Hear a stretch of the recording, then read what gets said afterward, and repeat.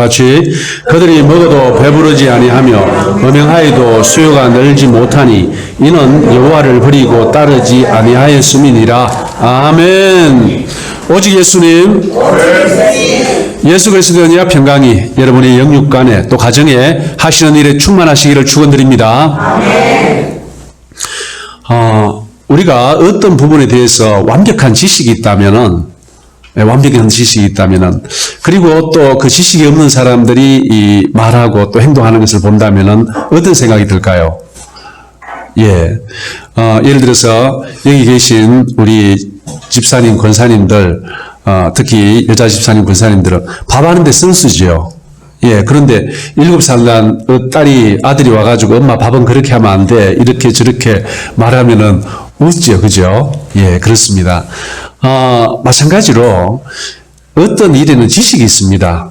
그 지식이 있는데, 그런데 문제는 뭐냐면은, 우리는 그 지식을 완전히 알지 못한다는 거예요. 특별히 하나님께서 중히 여기는 것은 하나님에 관한 지식입니다. 하나님에 관한 지식을 우리가 완벽하게 안다면은 사실 완벽하게 알 수는 없습니다. 완벽하게 아시는 분은 성령님 뿐이에요. 예수 그리스도 뿐이에요. 우리는 완벽하게 알 수는 없습니다만 하나님께서 우리로 하여금 하나님을 알 수 있도록 길을 열어주셨어요. 그것이 뭐냐? 성경입니다.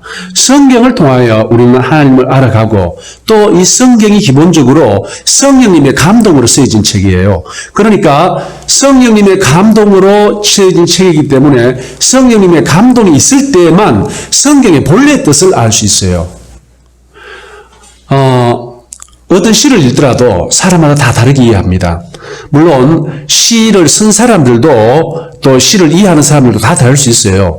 하지만 우리는 그 다양한 이해 속에서 또 색다른 깊이를 바라봅니다. 마찬가지로 이 성경도요. 성경도 어떤 사람이 읽고 해석해 주냐에 따라 가지고 우리는 굉장히 다른 시각으로 성경을 바라볼 수 있습니다. 그러면은 누가 가장 뛰어난 선생이냐? 바로 성령님이에요. 성령님의 은혜와 도움으로 우리가 성경을 바라본다면요, 정말 꿀송이 같이 달다는 그러한 말씀이 깨달아지는 것입니다. 그렇습니다. 정말 이 지식은요, 천차만별입니다. 하나님을 아는 지식. 특별히 하나님을 안다고 할 때 이 안다는 것은 히브리어로 어떤 뜻이냐면요, 이게 그냥 지식으로 아는 것이 아니고 관계적으로 아는 것입니다. 경험적으로 아는 거예요. 그러니까 하나님을 우리가 힘써 알자고 할 때 그것은 하나님을 경험적으로 알아야 된다는 거예요. 오늘날 많은 사람들이 하나님을 지식적으로 알고 있습니다. 문제는 지식적으로 아는 이 하나님은 경험적으로 아는 하나님과 다르다는 거예요. 하나님 그분은 같은데 우리는 하나님을 알 때 지식적으로 피상적으로만 알고 정말 우리의 삶을 변화시키는 능력의 하나님으로 바라보지 못한다는 겁니다. 능력의 하나님은 경험적으로 아는 하나님만이 우리가 삶을 바꾸고 생각을 바꾸고 인생을 바꾸고 또 내 영혼에서 기쁨과 즐거움과 소망이 넘쳐나는 그 하나님으로 바라볼 수 있는 것은 경험적으로 아는 하나님뿐입니다. 그러려면 어떻게 됩니까? 성경을 우리가 알 때 그 성경을 성령님의 감동함으로 깨달아 알아야 경험적으로 알 수 있다는 것입니다. 오늘 본문 6절 보세요. 내 백성이 지식이 없음으로 망하는도다. 네가 지식을 버렸으니 나도 너를 버려 내 제사장이 되지 못하게 할 것이요 네가 내 하나님의 율법을 잊어버렸으니 나도 내 자녀들을 잊어버리리라. 자, 이 지식이 무엇을 말하겠습니까? 율법입니다. 율법. 율법이 뭡니까? 하나님의 말씀입니다. 그 당시 쓰여진 그 성경, 구약성경이죠. 구약성경을 말하는 겁니다. 하나님의 말씀을 버렸다. 하나님에 관한 지식을 버렸다. 그 지식을 버렸다가 뒤에 율법을 버렸다가 나오지 않습니까? 한마디로 하나님의 말씀을 버렸다라는 겁니다. 하나님의 말씀을 다윗은 어떻게 했습니까? 복 있는 사람은 이 하나님의 말씀을 주야로 엎조리며 생각하는 그 사람들이라고 했습니다. 주야로 묵상하는 사람이 복 있는 사람이라고 했어요. 계속 그렇게 묵상하다 보면은 하나님께서 그 말씀에 감추인 놀라운 비밀들이 지식이 아니고 경험적으로 깨닫게 알게 하시는 거예요. 확신으로 알게 하십니다. 그때 그 말씀이 능력이 되어 우리의 삶을 변화시킬 수 있습니다. 아멘. 우리 많은 믿음의 선진들은 어떻게 변화됐습니까? 말씀으로 변화됐습니다. 말씀 한마디, 한 구절에서 그의 인생이 변화됐어요.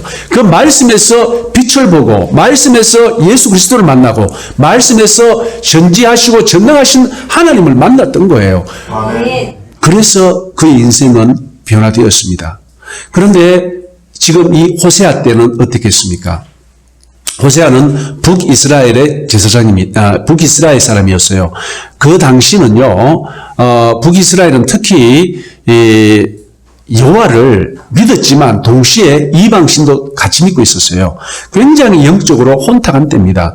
특별히 그래서 이 호세아에게 음녀에게 장가들게 하고, 그리고 그 음녀가 그 호세아에게 만족하지 못하고 계속 바람 피우러 다니는 거예요. 그런데도 계속 데려와서 아내로 삼으라는 그러한 이야기가 호세아서에 나옵니다. 왜 그렇습니까? 자기의 하나님을 알지 못하는 그 사람들을 호세아와 호세아의 아내를 비유해서 그 시대를 보여주는 것입니다. 오늘날은 어떻습니까? 오늘날은 호세아 시대와 다르다고 생각하십니까? 제가 볼 때는요, 남유다가 아니고 오늘날은 북이스라엘, 말하자면 호세아의 때와 거의 흡사한 게 오늘날입니다. 오늘날. 여러분 WCC 아시죠? WCC. NCCK 아시죠? 4.15 총선 끝나고 NCCK 초무가 나와서 가장 먼저 발표한 게 뭔지 아십니까? 4월 16일인가 그럴 겁니다. 국회는 빨리 차별금지법을 제정하라. 그걸 주장했어요. 성경은 뭐라고 말하고 있습니까? 성경은 분명히 말하고 있습니다. 동성애는 안 된다고요. 동성애는 안 된다고 성경은 분명히 말하고 있고, 이 성경 전체에 동성애 사건이 2번 나옵니다. 동성애 사건이 딱 2번 나와요. 다른 것은 동성애를 하지 말라고 금하는 율법의 명령이었고, 동성애를 금하는 사건 딱 2가지가 나오는데, 그 2가지에 대해서 하나님은 반드시 심판을 하셨어요. 하나가 바로 소돔 고모라성 이야기입니다. 소돔 고모라성 사건이 있기 전에 전날 밤에 하나님께서 그 성을 알아보라고 천사 2명을 보냈는데, 그 동성애 사건 아시지 않습니까? 그리고 그 다음날 어떻게 해버립니까? 멸해버립니다. 생명이 있는 모든 것을 없애버립니다. 롯 가족만 빼놓고요. 또 하나는 어디 있습니까? 사사기에 나오는, 사사기 가장 마지막에 나오는 레위인의 첩 이야기입니다. 레위인의 첩 이야기도 동성애 이야기입니다. 동성애 이야기인데 그때 어떻게 합니까? 결국은 11대 1로 대치하게 되는 거예요. 11대 1로. 베냐민 족속 한 지파와 나머지 11지파가 대치하고 전쟁을 벌립니다. 여러분 한번 생각해 보십시오. 누가 1대 11로 싸우려 하겠습니까? 그것도 다른 11개 부족을 능가하는 그런 실력이 있는, 능력이 있는 부족이 아닙니다. 별볼이 없는 부족이에요. 그런데 누가 1대 11로 싸우려고 하겠습니까? 그 사람이라면 그런 생각할 수 있을까요? 없습니다. 그런데 싸우잖아요. 싸웁니다. 그런데 어떻게 11배나 많은 군대가 첫 번째 전투에서 집니까? 그것도 말이 안 되죠. 두 번째 또 집니다. 그것도 말이 안 되죠. 저는 옛날에 그걸 읽을 때 이해가 안 갔습니다. 첫 번째, 왜 싸웠을까? 왜 1대 11로 싸웠을까? 그 죄지은 놈들 다 내놔할 때 내주면 끝입니다. 내주면은 연합군이 와가지고 그 놈들만 법적으로 처리하고, 처리하는 건 죽이는 겁니다. 죽이고, 나머지 그렇게 다음부터 조심하라 하고 끝나는 겁니다. 경고 주면은. 그런데 그들은 그 경고를 받지 않았어요. 싸웠어요. 그런데 또 이해 안 되는 건 어떻게 11배나 많은 군대가 승리하는 겁니다. 실제로 거기에 전쟁에 참여할 모든 용사들이 다 참여했습니다. 참여하지 않은 한 마을의 사람들을 쑥대밭으로 만들어 보는 이야기가 그 뒤에 나옵니다. 그러니까 다 참여했어요. 11대 1인데 왜 싸웠을까요? 왜 졌을까요? 저는 그것도 이해 안 됐어요. 물론 만만하게 봤던 것도 있을 거예요. 근데 첫 번째 전투에 졌어요. 또 두 번째 전투에 또 졌어요. 그때는 정말 이해 안 됐어요. 근데 이제는 다 이해됩니다. 왜 그랬을까요? 하나님께서 그렇게 하셨어요. 하나님께서 1대 11로 싸울 수 있는 그 미친 마음을 베냐민에게 부어주셨어요. 그렇게 해가지고 싸우는 겁니다. 그런데 첫 번째 만약에 싸워서 지면 어떻게 됐습니까? 그 핵심 되는 사람들만 잡아내가 죽이고 끝냈을 겁니다. 그런데 첫 번째, 두 번째 썼잖아요. 이때 많이 죽었어요. 굉장히 많이 죽었어요. 한 번 싸울 때마다 10,000명씩 죽었어요. 그래서 이 연합군들은 분이 하늘에 닿았습니다. 분노가 하늘에 닿아서 저 베냐민 저놈들은 살려주면 안 된다. 시도 생명 있는 거 모든 걸 죽여야 된다. 이 결심하게 만든 것이 바로 싸우게 하고 또 첫 번째, 두 번째 지게 한 이유입니다. 딴 거 없습니다. 혹독한 하나님의 심판을 보여주기 위해서 하나님께서 그렇게 하신 거예요. 그래서 결과는 어떻게 되었습니까? 세 번째 전투에서는 연합군이 이깁니다. 연합군이 이기는데 이기자 어떻게 명령을 내립니까? 짐승이든 사람이든 가리지 말고 생명 있는 모든 것은 죽여버리라고 명령합니다. 그리고 그때 살아남은 전사 600명만 도망가는 거예요. 아, 이제 끝났다 싶어서 도망갑니다. 그래서 전사들 600명만 살아남아서 저 림몬 바이산 적들이 밑에서 도저히 공격해 올 수 없는데 있다가 3개월 후에 연합군들이 생각하기에 아, 우리 한 지파가 끝장이 났구나 하면서 분이 가라앉고 용서해주는 이야기가 바로 두 번째 이야기입니다. 이것은 무엇을 이야기하느냐? 너무나 명백하다는 거예요. 너무나 명백하게 하나님은 정화하십니다. 왜요? 하나님의 근본 질서를 파괴하는 것이기 때문에. 그런데 오늘날 하나님이 관한 지식이 없으니까 그걸 못 봅니다. 목사들이 먼저 나와가지고 동성애를 인정하라, 지지하라. 그것도 인권이다. 이렇게 말하고 있는 거예요. 하나님에 관한 지식이 근본적으로 오늘날 없습니다. 이 세상에 우리는 오늘 살고 있어요. 그러면은 이러한 세상에 우리는 어떠한 자세로 살아야 됩니까? 여기 보면요. 7절 그들이 번성할수록 내게 범죄하니 내가 그들의 영광을 변하여 욕이 되게 하리라. 자, 번성할수록 범죄한다. 이 호세아 때 그래도 잘 나갔던 때입니다. 이 북이스라엘도 한때는요. 아람하고 싸워서 이기기도 하고 그랬거든요. 이 남유다에 굉장히 큰 위협이 될 때도 있었고요. 그랬는데 이 대한민국 보십시오. 아, 정말 놀랍도록 번성했습니다. 여러분들 2차 대전 후에 그 해방된 나라가 한 140여 개 돼요. 그 중에서 이렇게 부흥을 발전을 이룬 나라가 대한민국 하나뿐입니다. 놀랍도록 하나님께서 허락하신 부흥이에요. 그런데 이 부흥에는요. 하나님이 관여했다는 게 바로 인구 비례로 이 대한민국이 가장 많은 선교사를 파송하는 나라예요. 하나님께서 부흥을 주시고 하나님이 일을 할 수 있도록 맡기신 게 바로 이 대한민국입니다. 그런데 오늘날 이 대한민국이 예수 안 믿는 사람들이 하나님을 배반하거나 뭐 배반하는 것도 없죠. 안 믿으니까. 하나님을 대항하거나 하는 것은 전혀 문제가 안 됩니다. 그들이 안 믿으니까요. 하나님을 모르니까요. 그런데 어떻게 하나님의 말씀을 맡았다는 사람들이 하나님을 대적하고 있습니까? 대항하고 있습니까? 이거 왜 그렇습니까? 근본적으로 하나님에 관한 지식이 없어 그렇습니다. 하나님을 경험하지 못했기 때문에 그렇습니다. 하나님을 경험하면은 성경이 어떻게 보입니까? 성경이 사실 그대로 보입니다. 오병이의 기적, 하나님을 경험한 사람은 하나님은 오병이의 기적도 일으킬 수 있는 분이다 라고 믿어집니다. 3일 만에 부활 믿어지는 거예요. 그런데 하나님을 경험으로 알지 못하는 사람, 하나님을 알지 못한다 할 때 그 안다는 것은 하나님을 경험적으로, 어떤 것을 경험적으로 안다는 것을 의미합니다. 못하는 사람들은 어떻게 생각합니까? 그것이 안 믿어지는 거예요. 성경이 안 믿어집니다. 성경이 안 믿어지니까 어떻게 합니까? 성경 말씀대로 안 살아가는 거예요. 자기 믿고 싶은 것만 믿고, 자기 인식, 믿음 수준에서 가능한 것만 믿고 받아들이고 가능하지 않는 것은 다 내쳐버리는 거예요. 그런데 결국 그 핵심들이 어디 있느냐? 전능하신 하나님의 그 능력, 정말 사람이 할 수 없는 그 모든 것 가운데 복음의 핵심이 들어있습니다. 전능하신 천지를 창조하신 하나님 아버지, 그 독생자 예수 그리스도 이 땅에 인간의 몸으로 입고 오셨고, 그리고 우리 인간 위에 죄를 짊어지고 십자가에서 피 흘려 돌아가시고 3일 만에 부활하심으로써 우리에게 죽지 않는다는 소망을 주시고 성천하셔서 세상을 다스리다가 마침내 그분의 백성들을 데리러 오신다는 것이 바로 이게 예수 그리스도의 이야기입니다. 아멘. 그것이 바로 복음이고요. 아멘. 그런데 이것을 못 믿어요. 왜 못 믿습니까? 그 모든 것은 과학적으로 불가능한 일이거든요. 인간의 상식으로 불가능한 일입니다. 어떻게 하나님이 인간의 모습 몸을 입고 이 땅에 오는 게 과학적으로 설명되겠습니까?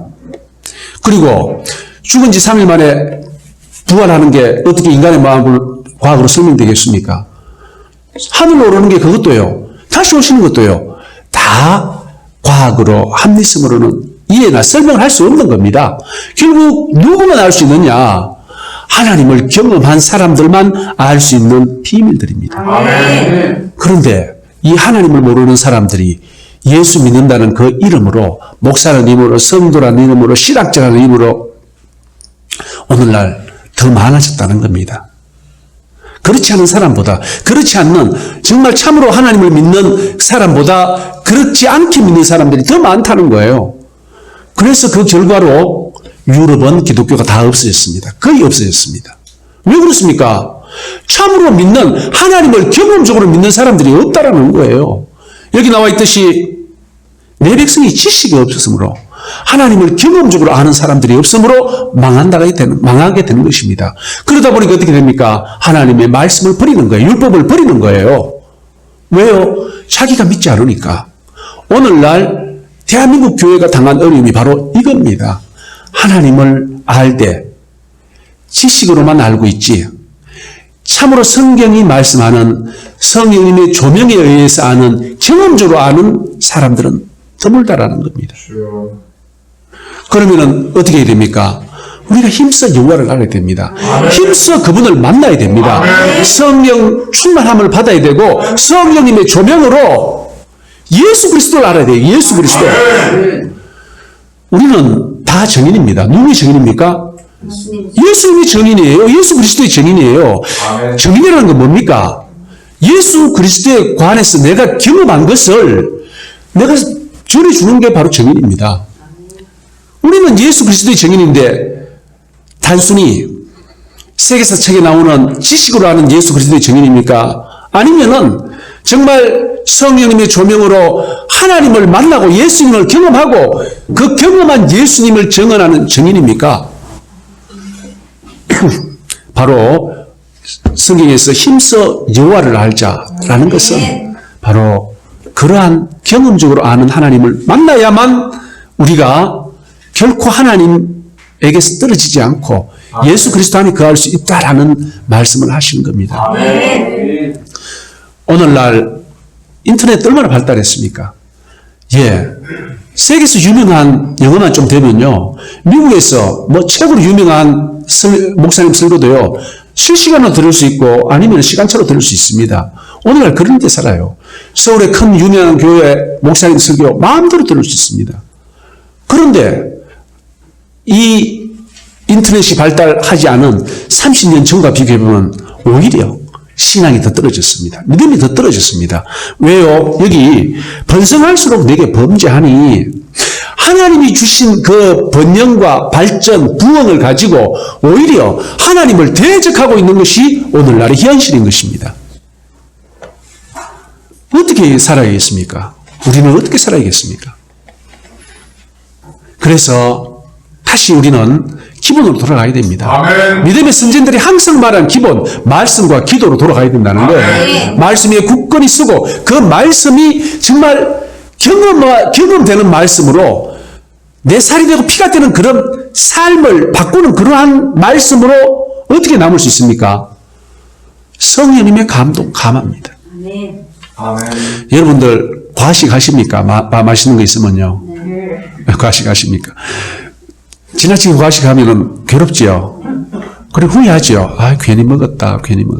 후회합니다. 그런데 그 후회가요, 한 번 해가지고는 잘 안 돼요. 2번, 3번, 4번, 여러 번 하고는 결국 나중에 결론적으로 깨달아야 됩니다. 아, 아무리 맛있는 거 있더라도 과실하는 것은 옳지 않다. 오히려 몇 시간 동안 내가 괴롭고 오히려 내 몸에도 해롭다라는 것이 깨달아지면은 그다음부터 과식 안 합니다. 경험적으로 깨달은 거죠. 하나님의 말씀도 마찬가지입니다. 많은 경우 우리는 지식적으로 알고 있는데 경험적으로 깨달아야 결국 우리가 그 말씀에 순종할 수 있게 되는 거예요. 자, 그래서 그러한 백성들에게 하나님께서 어떻게 하십니까? 예, 8절, 9절, 10절 아무리 노력해도 아무런 효험이 없는 그 노력의 결과를 전혀 자기가 즐기지 못하는 그러한 상태로 만들어 버린다고 말씀하십니다. 그래요. 이제 우리는 분명히 알고 있습니다. 어떻게 살아가야 되는지, 어떻게 신앙생활을 해야 되는지. 그런데 문제는 뭡니까? 하나님을 모른다는 거예요. 지식적으로만 알지 경험적으로 모르기 때문에 참으로 그렇게 살 수 있는 힘이 없다는 겁니다. 말씀으로 살아갈 수 있는 힘이 없어요. 왜요? 말씀으로 살아갈 수 있는 힘은 내가 살아가는 것이 아니고 내 안에 계신, 나는 죽고 내 안에 살아가신 예수 그리스도로 살아가는 것이기 때문에 그러한 힘이 없는 거예요. 왜요? 그러한 경험이 없기 때문에. 사랑하는 성도님들, 우리는 이제 말씀 위에 굳게 서야 됩니다. 아멘. 말씀 위에 굳게 서지 않으면요, 어떻게 됩니까? 사실 성령 충만함 가지고도 안 됩니다. 여러분들 처음 예수님을 믿을 때 성령 충만해 보셨죠? 근데 말씀은 없었어요. 어떻게 살아가는지 몰라요. 열정은 뜨거운데 방향을 몰라요. 방법도 몰라요. 그럼 어떻게 합니까? 말씀에 굳게 써야 됩니다. 아멘. 말씀에 굳게 쓰고 성령 충만하고 성령의 인도함 받는 사람, 이러한 사람들은 당할 자가 없습니다. 아멘. 그러한 사람들이 모인 곳이 뭡니까? 교회잖아요. 아멘. 그러한 교회는 세상이 감당하지 못하고 음부의 권세도 감당하지 못합니다. 아멘. 한마디로 세상을 이길 수 있다는 것입니다. 아멘. 사랑하는 성도님들, 우리는 이제 다시 하나님의 말씀으로 돌아가고 또 그 말씀이 내 안에 살아 역사하는 말씀이 되게 하기 위하여 하나님께 간구해야 됩니다. 하나님의 도움을 구해야 됩니다. 바로 기도해야 된다는 것입니다. 말씀과 기도로 새롭게 거듭나서 정말 이 지역사회를 변화시키고 또 대한민국을, 세상을 변화시키는 여러분 모두가 되시고 또 우리 예수로 교회 되시를 예수님의 이름으로 축원드립니다. 아멘. 할렐루야. 아버지 하나님 감사합니다. 전능하신 아버지 하나님을 찬양합니다. 참으로 저희들을 돌아봅니다. 말씀 없는, 하나님과 만남 없는, 그리하여 껍데기뿐인 저희들의 신앙을 돌아봅니다. 불쌍히 여겨 주시옵소서. 아멘. 이제는 말씀에 굳게 쓰고 성령님의 인도함 받는 저희들 모두가 되어서 참으로 음부의 권세가 해할 수 없고 세상을 변화시키는, 만물을 충만하게 하시는 이에 충만이 되는 그러한 교회 되게 하여 주시옵소서. 예수 그리스도 이름 받들어 기도드리옵나이다. 아멘.